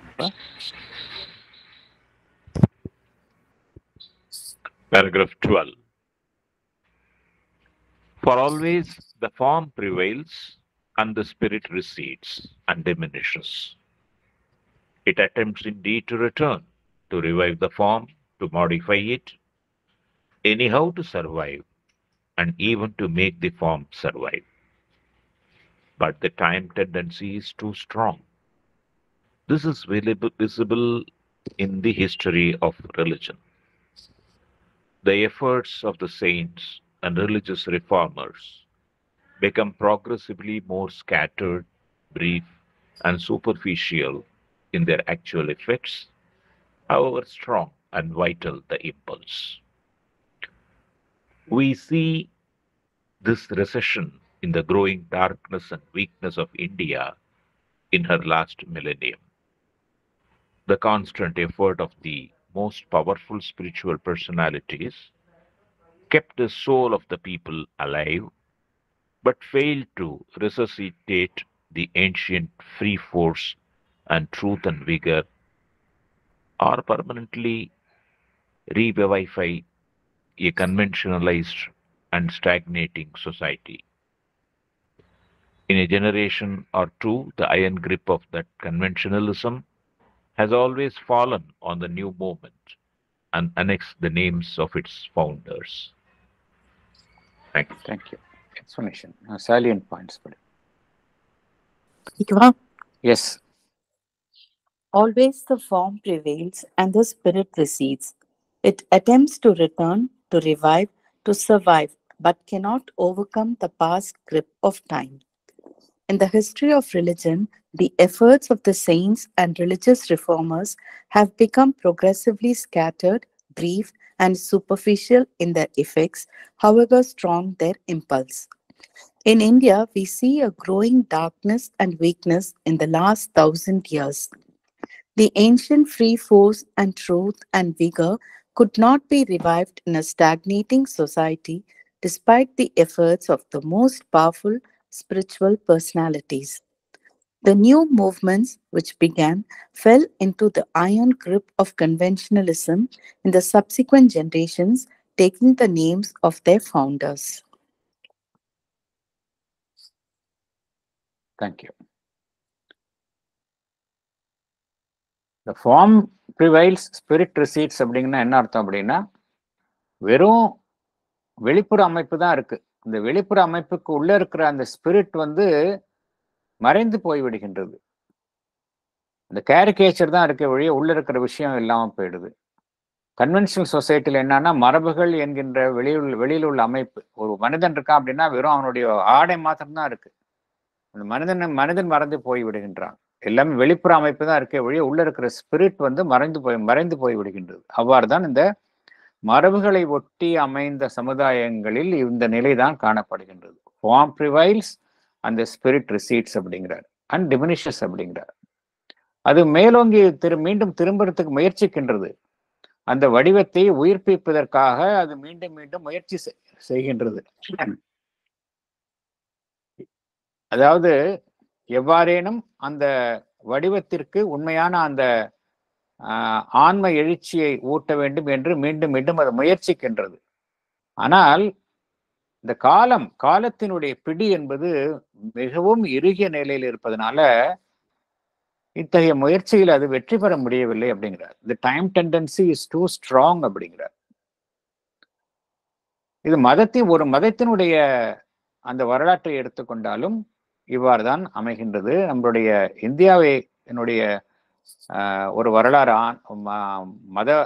மதத்தின் அடிப்படையில் இந்திய வரலாற்றில் ஏற்பட்டுள்ள நிகழ்வை குறித்து தான் பகவான் இங்கு விளக்குகின்றார். என்ன கோருகின்றார்? மதவாதிகள், மத சீர்திருத்தவாதிகள் இவர்கள் எல்லாம் பார்த்தோம் அப்படின்னா அவர்களுடைய நல்ல முயற்சிகள் அவ்வப்பொழுது அவர்கள் தோன்றுகின்றார்கள். நல்ல முயற்சிகளை இந்த நோக்கத்தின் அடிப்படையில் அவர்கள் உண்டாக்குகின்றார்கள். ஆனால் அது எப்படி அமைகின்றன என்றால் இங்கொன்றும் அங்கொன்றுமாக இருக்கின்றது. ஒரு குறுகிய காலத்திற்கு தான் அவர்களுடைய செல்வாக்கு நிலைக்கின்றது. மேற்புறமாகத்தான் அதனுடைய விளைவுகள் தோன்றுகின்றன. என்னதான் அவர்களுடைய முயற்சி வந்து ஒரு வலிமையானதாகவும் அந்த உத்வேகம் உடையதாகவும் இருந்தாலும் பார்த்தோம் அப்படின்னா இங்குமங்கமாகத்தான் அதனுடைய பாதிப்புகள் ஏற்படுகின்றன. ஒரு நிலையான ஒரு மாற்றத்தை கொண்டு வர முடியவில்லை அப்படிங்கிறார். கடந்த 1000 வருடங்களாக இந்தியாவில் ஏன் ஒரு இருளடைந்த நிலை ஏற்பட்டது என்றால் இதுதான் காரணம் என்று பகவான் குறிப்பிடுகின்றார். வலிமையான ஆன்மீக புருஷர்கள் இந்தியாவில் தோன்றி இந்தியாவினுடைய அந்த இந்திய மக்களினுடைய ஆன்மாவை அவர்கள் உயிர் துடிப்புடன் வைத்திருந்தார்கள். இருந்தாலும் பகவான் இங்க என்ன கூறுகின்றார்? நம்முடைய பண்டைய காலத்தை அந்த சுதந்திரமாக செயல்படும் அந்த சக்தியையும் அந்த உண்மையையும் அந்த உயிர் துடிப்புடன் செயல்படும் அந்த நிலையையும் அவர்களால் இந்த மரபு சார்ந்த சமுதாயத்தை ஒட்டி அந்த சமுதாயம் மரபு சார்ந்த நிலையில் உள்ளதால் முழுவதுமாக இவைகளை உயிர்ப்பிக்க முடியவில்லை என்று பகவான் குறிப்பிடுகின்றார். The constant effort of the most powerful spiritual personalities kept the soul of the people alive, but failed to resuscitate the ancient free force and truth and vigor or permanently revivify a conventionalized and stagnating society அப்படிங்கிறார். நம்ம society எப்படி ஆயிப்போச்சு அப்படின்னா வெறும் கன்வென்ஷனை பேசி இருக்கு, stagnate ஆயிடுச்சு அப்படிங்கிறார். இந்த மரபு வழியில் அமைந்துள்ள அந்த சமுதாயம் கன்வென்ஷனலிசம், எல்லாமே மரபு, இதனுடைய இறுகிய பிடி, இதில்தான் எத்தகைய புதிய முயற்சிகள் ஏற்பட்டாலும் எல்லா புதிய முயற்சிகளும் இந்த மரபு வழி சார்ந்த அமைப்பினுடைய இறுகிய பிடியில் விழுந்து விடுகின்றன அப்படிங்கிறார். விழுந்து விட்டு என்ன நடைபெறுகின்றது என்றால், எவர்கள் இந்த புதிய முயற்சியில் யாரெல்லாம் ஈடுபட்டார்களோ அவர்களுடைய பெயரை சேர்த்து கொண்டு இத்தகைய மரபு வழி சார்ந்த சமுதாய அமைப்பு அவர்கள் பெயரை உபயோகித்துக் கொண்டு மீண்டும் அந்த மரபு வழி சார்ந்த நிலைக்கே அது விழுந்து விடுகின்றது அப்படிங்கிறார். இன் ஜெனரேஷன் ஆர் டூ, இப்போ ஒருவர் வராரு, ஒரு பெரிய ஒரு ஆன்மீக ரீதியாக ஆன்மீக புருஷர் வருகின்றார். அவர் ஒரு பெரிய புதிய மாற்றத்தை கொண்டு வருகின்றார். அவர் இருக்கிற வரைக்கும் அது நல்லா போயிட்டு இருக்குது. சப்சிக்வெண்ட் ஜெனரேஷன்ஸ்ல என்ன ஆயிடுது அப்படின்னா, again it is falling back to the same group of conventionalism. அவர் பேர் மாத்திரம் யூஸ் பண்ணிக்கிறாங்க, ஆனா ஃபாலோ பண்ற மெத்தட் பார்த்தோம் அப்படின்னா அகைன் ஒரு மாறுதல் இல்லாம ஒரு ஃபிக்ஸட் டைப்பு, ஒரு மரபுகள், ஒரு பிராக்டிசஸ், இந்த குரூவ்ல தான் ஃபிட் ஆயிடுறாங்க அப்படிங்கிறார் பகவான். அதைத்தான் பகவான் கூறுகின்றார். இன் ஜெனரேஷன் ஆர் டூ, அவங்க இருக்கிற வரைக்கும் கரெக்ட். அதுக்கப்புறம் வர ஜெனரேஷன்ல என்ன ஆயிடுது அப்படின்னா, in generation are to the iron grip of the conventionalism has always fallen on the new movement and annexed the name of its founders. யார் உண்மை, அவங்க ஆரம்பிக்கும் போது அந்த நோக்கத்தோட ஆரம்பிக்கல. பிற்காலத்துல அவங்க மரபு வழி வந்தவங்க அவங்க பேரை யூஸ் பண்ணிக்கிட்டு இதை ஒரு ஃபிக்ஸட் டைப்ல அவங்க குரூவ்ல ஃபிட் பண்ணிடுறாங்க என்று பகவான் குறிப்பிடுகின்றார். இது இந்தியாவில் நடந்தது. இந்தியாவில் நிகழ்ந்த ஒரு நிகழ்வின் அடிப்படையில் பகவான் இந்த விளக்கத்தை தருகின்றார். அடுத்தது யூரோப்ல எப்படி நடந்தது அப்படிங்கிறத பத்தி விளக்குகின்றார். அதை பார்க்கலாம் நம்ம. We see it in Europe in the repeated moral tragedy of ecclesiasticism and Catholic monasticism. Then there arrives a period when the gulf between the convention and the truth becomes intolerable, and the men of intellectual power arise, the great swallowers of formulas, who, rejecting robustly or fiercely, or with the calm light of reason's symbol and type and convention, strike at the walls of the prison house and seek by the individual reason, moral sense, or emotional desire the truth that society has lost or buried in its whited sepulchres. It is then that the individualistic age of religion and thought and society is created. The age of Protestantism has begun. The age of reason, the age of revolt, progress, freedom.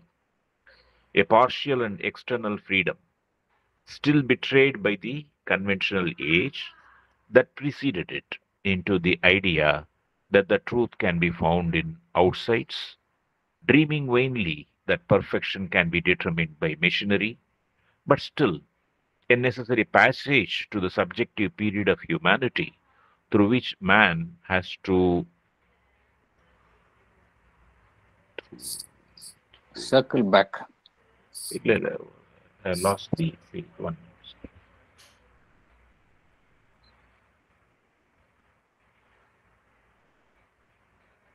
Through which man has to circle back towards the recovery of his deeper self and a new upward line. Miss Panetta. Okay, I'm just searching.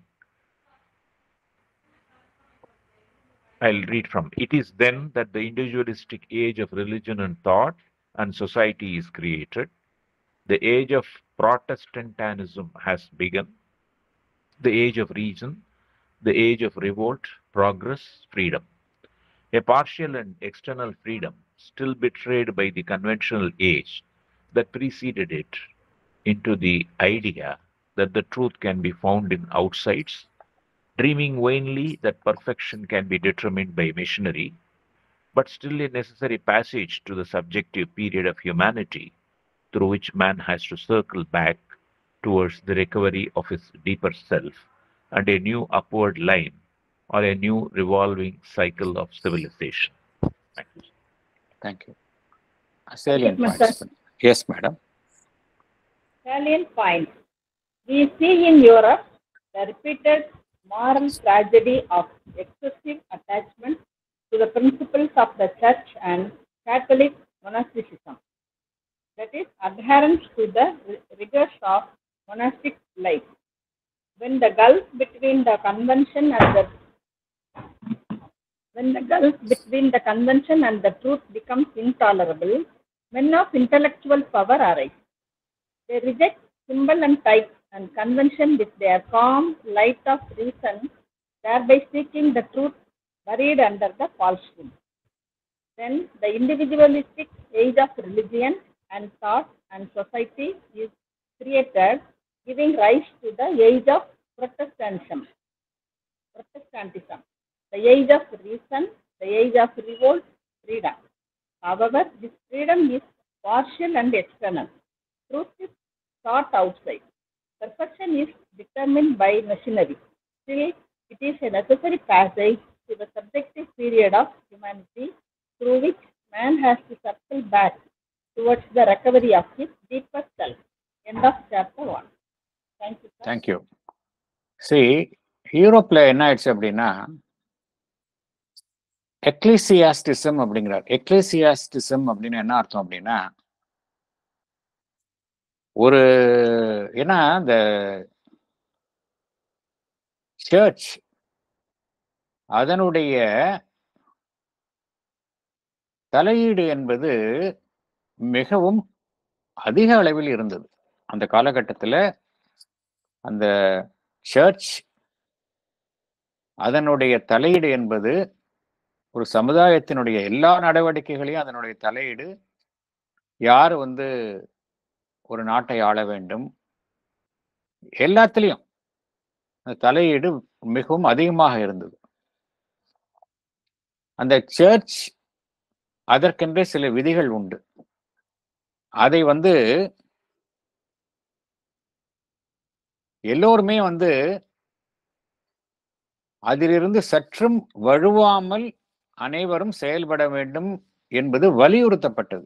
இதுதான் இந்த பகவான் கூறக்கூடிய அந்த வார்த்தையினுடைய அர்த்தம் என்னவென்றால் excessive attachment to the principles of the church. அதுதான் ecclesiasticism என்று பகவான் கூறுகின்றார். அப்புறம் கேத்தலிக் மொனாஸ்டிசிசம் அப்படிங்கிறார். மொனாஸ்டிசிசம்னா என்ன அர்த்தம்?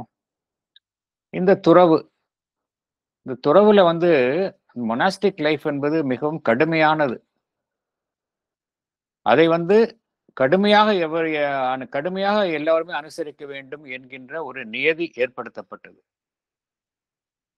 இதெல்லாம் இந்த யூரோப்ல ரொம்ப மேலோங்கி இந்த போக்கு யூரோப்ல பார்த்தோம் அப்படின்னா மேலோங்கி காணப்பட்டது. இப்ப என்ன ஆயிடுச்சு, உண்மை என்னங்கிறது உண்மை எங்கேயோ இருக்குது, ட்ரூத்துங்கிறது வேற. இது பத்தி சாவித்திரியில கூட பகவான் வருகின்றது. எப்படி இந்த சட்டதிட்டங்கள்லாம் அனுசரிக்கப்பட்டது, அந்த ரூல் புக் அதுக்கு தான் முக்கியத்துவம் தரப்பட்டது. உண்மை எங்கோ பின்னுக்கு தள்ளப்பட்டது என்பதை பகவான் விளக்குகின்றார். இந்த ஏஜில் நடைபெற்ற உண்மையை தான் பகவான் கூறுகின்றார். உண்மை வேற, மரபுகள் வேறன்னு ஆயிப்போச்சு. இந்த பிளவு அதிகமானோன்னே, ஏன்னா உண்மை என்பது சக்தி வாய்ந்தது. உண்மையை யாராலுமே வெகு காலத்திற்கு அமைக்க வைக்க முடியாது. இந்த பிளவு தாங்க முடியாத நிலைக்கு போனவுடன் என்ன நடைபெறுகின்றது என்றால், ஒரு நேச்சுரல் கான்சிக்வன்ஸா என்ன நடைபெறுகின்றது என்றால், மென் ஆஃப் இன்டெலெக்சுவல் பவர், அறிவு சார்ந்த மனிதர்கள், அறிவினுடைய சக்தியை கொண்டு செயல்படும் மனிதர்கள், அவர்களுடைய தோற்றம் ஏற்பட்டது. யூரோப்ல பார்த்தோம் அப்படின்னா இந்த 17th 18th century 19th centuryல பார்த்தோன்னா நிறைய இன்டெலெக்சுவல்ஸ் தோன்றினார்கள். அவர்களுடைய கருத்து சமுதாயத்தில் ஒரு வலிமையான மாற்றத்தை ஏற்படுத்தியது. இதை பகவான் எவ்வாறு குறிப்பிடுகின்றார்? The great swallowers of formulas அப்படிங்கிறார். ஏன் பகவான் வந்து அதை இன்வெர்டட் கமாஸ்ல சொல்றாரு அப்படின்னா, the swallowers of formulas அப்படின்னு என்ன அர்த்தம்? எல்லா விதியையும் நான் எந்த விதிக்கு நான் கட்டுப்பட மாட்டேன் அப்படிங்கிறது அர்த்தம். எந்த விதிக்கும் கட்டுப்பட மாட்டேன், நான் சுதந்திரமாக இருப்பேன். அதுதாங்க அந்த figurative meaning. swallowers of formulas அப்படிங்கிறது இது பகவான் வந்து எதிலிருந்து மேற்கோள் காட்டுகின்றார் என்றால், 18th செஞ்சுரியில் ஒரு பிரிட்டிஷ் ஒரு பெரிய ஒரு சிந்தனையாளர் இருந்தார், தாமஸ் கார்லின்னு பேர். அவர் என்ன சொன்னார் அப்படின்னா, இளைஞர்கள் வந்து இந்த சமுதாய நெறிகளுக்கு உட்பட வேண்டும் என்கின்ற அவசியம் கிடையாது. உங்களுக்கு எது சரின்னு படுதோ சுதந்திரமா சிந்திச்சு செயல்படுங்க. இந்த நிர்ணயிக்கப்பட்ட விதிகள், நிபந்தனைகள், அவைகளை எல்லாம் நீங்கள் விழுங்கிவிட வேண்டும் என்று கூறினார் தாமஸ் கார்லில். அதிலிருந்து தான் பகவான் கோட் பண்றார். தாமஸ் கார்லினுடைய எக்ஸாக்ட் வார்த்தை தான் இது, swallowers ஆஃப் ஃபார்முலாஸ் அப்படிங்கிறது. அதுதான் பகவான் இன்வெர்டட் கமால கொடுக்கிறாரு. அத்தகைய மனிதர்கள் தோன்றினார்கள். அவர் என்ன பண்ணாங்க அப்படின்னா, இத்தகைய மரபுகளை வந்து அவங்க வந்து மிகவும் வன்மையாக தகர்த்தெறிந்தார்கள். எதை கொண்டு தகர்த்தெறிந்தார்கள் என்றால், அவர்களுடைய அந்த ஒளி பொருந்திய அறிவின் மூலமாக இத்தகைய மரபுகளை அவர்கள் தகர்த்தெறிந்தார்கள். இதெல்லாம் ஒரு சிறை போட்டு மனித சமுதாயத்தை சிறையினுள் அமைப்பது போல சிறையினுடைய சுவர்களுக்குள்ளே மனித சமுதாயத்தை அவைகளுக்குள்ளே வந்து சிறைப்படுத்தி இருந்தன. அந்த சுவர்களை அவர்கள் உடைத்தெறிந்தார்கள். அவருடைய அறிவை கொண்டு இவைகளை எல்லாம் உடைத்தெறிந்தார்கள். உடைத்தெறிந்து எந்த உண்மை அந்த இத்தகைய ஒரு அமைப்பிற்குள் புதைந்து இருக்கின்றதோ அந்த உண்மையை வெளியில் கொண்டு வந்தார்கள். இங்க பகவான் வேறொரு சொற்றொடரையும் உபயோகப்படுத்துகின்றார், ஒயிட்டட் செப்பல்கர்ஸ். ஒயிட்டட் செப்பல்கர்ஸ் என்பது பிப்ளிக்கல் ஃப்ரேஸ், பைபிள்ல வரக்கூடிய ஒரு சொற்றொடர். நம்ம தமிழ்ல கூறுகின்றோம் இல்லையா, பசும் தோல் போர்த்திய புலிகள் அப்படிங்கிறோம். வெளியில பாக்குறதுக்கு ரொம்ப நோபலா இருப்பாங்க, உள்ள விக்கடா இருப்பாங்க, மிகவும் மோசமான மனிதர்களா இருப்பாங்க. ஆனா வெளியில பாக்குறதுக்கு ரொம்ப நல்லவர்கள் போல இருப்பாங்க. அதைத்தான் பகவான், இது பிப்ளிக்கல் டேர்ம், பைபிள்ல வர்ற ஒரு வாசகம், ஒயிட்டட் செப்பல்கர்ஸ் என்று கூறுகின்றார். இவர்களுக்கு பின்னால் உள்ள உண்மையை வந்து இத்தகைய அந்த இண்டிவிஜுவலிஸ்ட் பீரியட்ல அந்த எழுச்சி வந்து வெளியில் கொண்டு வந்தது அப்படிங்கிற. இந்த இண்டிவிஜுவலிஸ்டிக் ஏஜ்ல தான் வந்து இதுக்கு பின்னால வந்து இந்த இண்டிவிஜுவலிஸ்டிக் சொசைட்டி என்பது அந்த காலகட்டம் தோன்றியது. அந்த காலகட்டத்தில் தான் அந்த புரொட்டஸ்டாண்டிசம் என்பது யூரோப்ல வந்தது. முதல்ல கேத்தலிக் என்றால் அந்த காலத்துல வந்து மத ரீதியான போர்கள் உண்டு. இந்த கேத்தலிக் வார்ஸ் நான் நிறைய இதுல நான் இங்கிலாந்தில் சில சர்ச்சுக்கெல்லாம் நான் சில சமயம் இந்த சில ஃபேமஸ் சர்ச் எல்லாம் விசிட் பண்ணும்பொழுது, இந்த போராட்டத்தில் இவர் வந்து போராட்டத்தை நடத்தினார்னு அவருக்கு வந்து பெரிய ஒரு டேப்லெட்லாம் வச்சு இங்க பண்றாங்க. அதாவது 10th century 9th centuryல மத ரீதியான போராட்டங்கள்னா ஒருத்தர் போரில் வென்று கொள்வது, அத்தகைய போராட்டங்கள் எல்லாம் நிகழ்ந்துள்ளன. அதற்கு பின்னால்தான் அந்த ஏஜ் ஆஃப் புரொட்டஸ்டாண்டிசம் என்று அதற்கு எதிரான ஒரு எழுச்சி ஏற்பட்டது ஐரோப்பாவில் தான் இந்த தாக்கங்கள்லாம் ரொம்ப வலுவாக நடந்தன. அதாவது ஒரு கட்டமைப்பு அந்த மரபுகளுக்கு எதிராக விழித்தெழுதல் என்கின்ற ஒரு இயக்கம் ஏற்பட்டது. அறிவு, ஏஜ் ஆஃப் ரீசன், அறிவு வந்து மேலோங்கி செயல்பட்டது. எங்கும் புரட்சி என்கின்ற ஒரு நிலை ஏற்பட்டது. பிரெஞ்சு ரெவல்யூஷன் பார்க்கிறோம். இதெல்லாம் மனிதனுடைய தனிப்பட்ட சுதந்திரம் என்பது வலியுறுத்தப்பட்டது. ஒரு மரபுகளுக்கு ஒரு மனிதன் சிறைப்பட்டு இல்லாமல் அவனுடைய தனிமனித சுதந்திரம் என்பது ஐரோப்பாவில் வலியுறுத்தப்பட்டது. இத்தகைய இயக்கங்கள் எல்லாம் தோன்றியன. ஆனால் பகவான் இங்கே ஒரு குவாலிஃபை பண்றாரு. சுதந்திரம் என்பது வலியுறுத்தப்பட்டாலும் அது எத்தகைய சுதந்திரமாக இருந்தது? அவ்வாறு கிடைக்கப்பட்டுள்ள சுதந்திரம் பகுதியாகத்தான் இருந்தது, வெறும் புறத்தில் தான் இருந்தது. அவனுடைய லிபரேஷன் ஆஃப் ஸ்பிரிட் ஏற்படலை. பார்ஷியல் அண்ட் எக்ஸ்டர்னல் விஸ்டம் தான். Still betrayed by the conventional age அப்படிங்கிறாரு. ஈவன் அப்படிப்பட்ட சுதந்திரமும் அந்த மரபு சார்ந்த சமுதாயம் அதனுடைய பிடியில் தான் இருந்தது அப்படிங்கிறார். எப்படி உண்மை வெளியில நம்ம உண்மையை நம்ம காணணும் அப்படின்னா அது வெளியில் தான் காண வேண்டும் என்கின்ற ஒரு தவறான அணுகுமுறை. Truth has be found within, இல்லையா? But how the truth can be found in outsides, இத்தகைய ஒரு தவறான அணுகுமுறை அங்கு காணப்பட்டது. அப்புறம் பெர்ஃபெக்ஷன், பூரணத்துவம் என்பது நம்ம எப்படி ஒரு நிலைநாட்டுவது? பூரணத்துவத்தை நம்ம நம்மளுடைய உளரீதியான பூரணத்துவம் தான் வெளியில கட்டமைப்புல நம்ம எக்ஸ்பிரஸ் பண்ண முடியும். பூரணத்துவம் என்பதை நம் வெளியிலிருந்து ஒரு செயற்கையான அமைப்பின் மூலம் அதை நாம் திணிக்க முடியாது. ஆனால் அந்த நிலை தான் அங்கு வலியுறுத்தப்பட்டது. Perfection can be determined by machinery. இந்த ஒரு ஆர்டர், இந்த சோசியல் ஆர்டர் என்பது வெளியிலிருந்து திணிக்கப்பட்டது. அதன் மூலமாக ஒரு மனித சமுதாயம் பூரணத்துவத்தை அடைய வேண்டும் என்கின்ற ஒரு நிலை உருவாகியது. இருந்தாலும் இந்த ஒரு குறைபாடுகள் இருந்தாலும் இந்த காலகட்டம் என்பது ஒரு முக்கியமான காலகட்டம், ஒரு தவிர்க்க முடியாத ஒரு அவசியமான ஒரு காலகட்டம் அப்படிங்கிறார். எதற்காக என்றால் இது என்ன செய்கின்றது? மனிதனை அந்த தனி மனிதனை சார்ந்த நிலை, இண்டிவிஜுவலிஸ்ட் ஸ்டேஜ், அதை அழைத்து செல்வதன் மூலம் மனிதனை அதற்கு அடுத்த காலகட்டத்திற்கு இந்த நிலை எடுத்து செல்கின்றது அப்படிங்கிறார். Man has to circle back towards a recovery of this deeper self. எதுக்கு? சப்ஜெக்டிவ் பீரியட், அடுத்த நிலை. இண்டிவிஜுவலிஸ்ட் ஸ்டேஜ் முக்கிய அவசியம், அதுல குறைபாடுகள் இருந்தாலும் இது ஒரு necessary passage to the subjective period. என்ன அர்த்தம்? என்னை உள்நோக்கி பார்க்கும் அந்த காலகட்டம், என்னை நான் உள்நோக்கி பார்க்கும் காலகட்டம், அதுதான் subjective period of humanity, through which man has to circle back towards a recovery of his deeper self.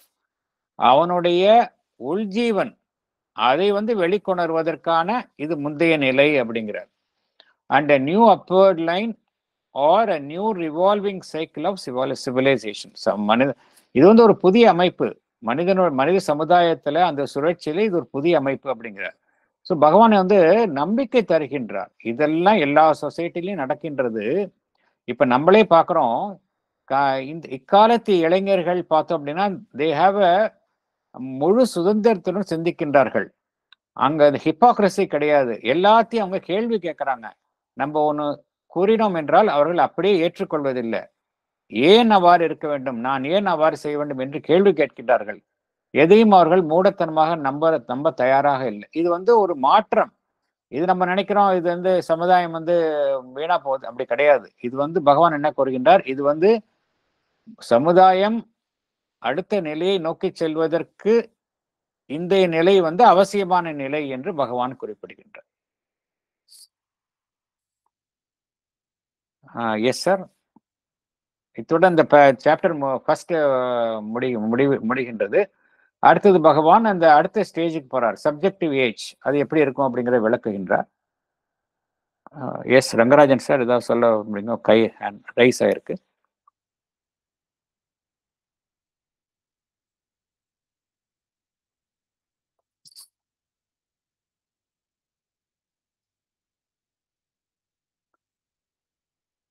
வேறு ஏதாவது கருத்துக்கள் இருந்தால் தெரிவிக்கலாம்.